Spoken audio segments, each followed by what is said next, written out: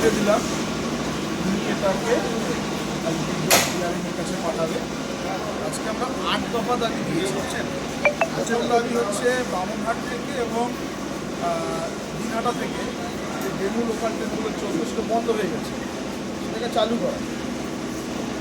এবং এই মাত্র একটা ট্রেন আসলে আপনারা দেখবেন যে এই ট্রেনটাকে ইন্টারসিটি হিসাবে চালানো হয় এবং এই ট্রেনটা 8 ঘন্টা সময় নেয় দিনহাটা ছেড়ে শিলিগুড়ি যেতে। এই ধরনের ইন্ডাস্ট্রি ট্রেনের মানুষ উপকৃত হচ্ছে না, রেলেরও ক্ষতি হচ্ছে। রেলের ক্ষতি হচ্ছে মানে আমাদের ট্যাক্স পেয়ারদের ক্ষতি। এবং মিনিমাম ভাড়া 35 টাকা।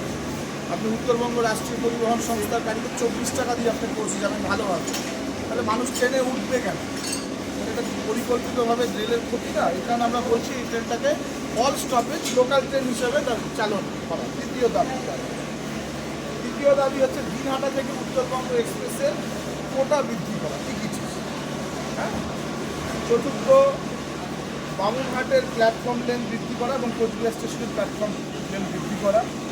পঞ্চমত, সাহেবগঞ্জ রোড রেলগেটের বিষয়টা ব্যবস্থা করা, সেটা ফ্লাইওভার হোক বা আন্ডারপাস হলে ওয়াটার লগিং লেস, জল না জলশূন্য হবে। ষষ্ঠত, এখানে ফুড ওভারব্রিজ হচ্ছে, আমরা দাবি ধরনের কাজ হচ্ছে, কিন্তু সেখানে যদি আপনার ওই ফলে ওটাকে টিপ দেওয়া হয়, স্পেশালি এবারে বয়স্ক মানুষদের শুনলাম ওটা দেওয়া হবে। এবং এখানে ওয়েটিং হলদের যথেষ্ট পরিমাণে বসার ব্যবস্থা করা এবং এখানে 1 নম্বর 2 নম্বরে যথেষ্ট পরিমাণে বসার ব্যবস্থা করা। এখানে এটিএম কাউন্টার দেওয়া হয়েছে 1 নম্বরে, যদি আরও দেওয়া হয় তাহলে 2 নম্বরে যদি একটা দেওয়া হয় তাহলে পরীক্ষার মানুষ কাটতে তাদের কষ্ট করে এদিকে আর আসতে হবে না। এছাড়াও অমৃত ভারত স্কিম আপনারা জানেন দীর্ঘদিন ধরে কাজ চলছে, কাজ চলে যাচ্ছে, কাজ শেষ হচ্ছে না। এই কাজটাকে দ্রুত শেষ হয় এবং আমাদের শেষ এবং টাইম টেবিল সম্পর্কে একটা দাবি আছে। এই ট্রেনটা যে গেল, এই ট্রেনটায় বিকেল 3:15 সময় বামনহাট থেকে ছাড়ে। আমরা বলেছি 3:15 না ছাড়ে 3:40 যদি ছাড়ে এবং দিনহাটার থেকে যদি 4:15 ছাড়ে, তাহলে অনেক অফিস আওয়ারের অফিস যারা ডিউটি করে বা ব্যবসায়ী অনেকে ধরতে পারবে। কিন্তু আরও ট্রেনটা ভালো চলবে, লোকাল ট্রেন হিসাবে ট্রেনটা খুব ভালো চলে এবং সাধারণ মানুষের সুবিধা হবে এবং ঠিক ভ্যালু পাবে। এই কিছু দাবি আমরা জমা করি।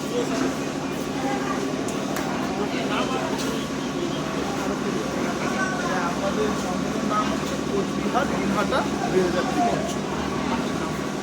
আমার নাম ডক্টর রাজা ঘোষ, আহ্বায়ক। জানা গেল যেটা ওনাও বলছে ট্রেন নতুন চালু হবে, যেটা আমাদের দাবির মধ্যে আছে। আগামীকাল আমাদের একটা ডেপুটেশন আছে কোচবিহারে, ট্রেন চালু হবে, কিন্তু এক্সাক্ট কবে চালু হবে বলতে পারছি না। তবে বামুনহাটে একটা প্ল্যাটফর্ম লম্বা হবে, সেটা ওনাদের কাছে কোনো ওয়ার্ক অর্ডার নেই।